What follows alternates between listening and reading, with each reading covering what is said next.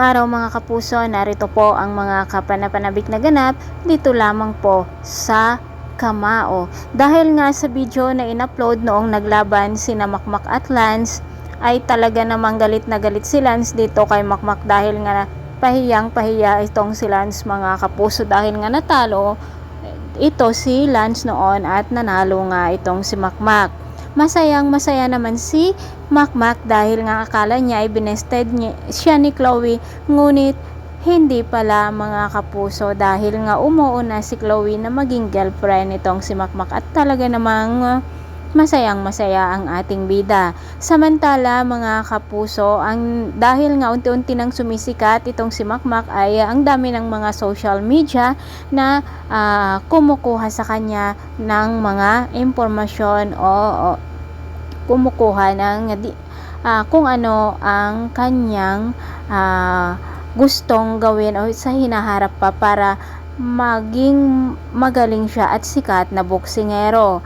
Ang akala natin lahat ay magkakaroon ang laban nina Makmak at Lance, ngunit biglang tumanggi ang tatay nitong si Lance mga kapuso, at ito ang pinag-usapan nila nitong si Coach Alex. At sinabi nga nitong si Kaloy, ang ama ni Lance, na bakit laki o napakataas ang pagtingin niya dito kay Makmak.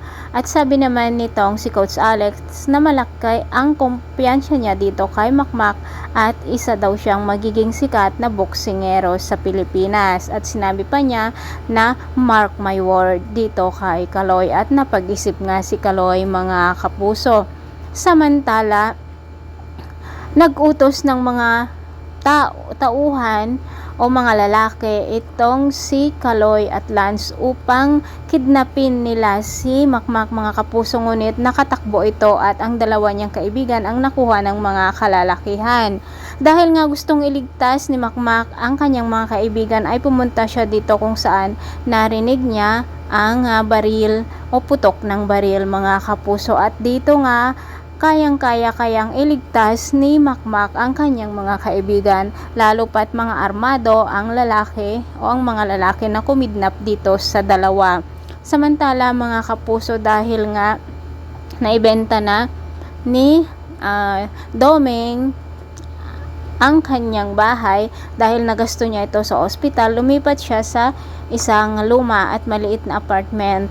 Nandoon nga si Nonoy at Gloria na naglilinis kasama ang kanyang mga kaibigan, ngunit galit na galit si Domeng nang makita niya ang mga ito at pinaalis nga sa kanyang bagong matitirhan na bahay.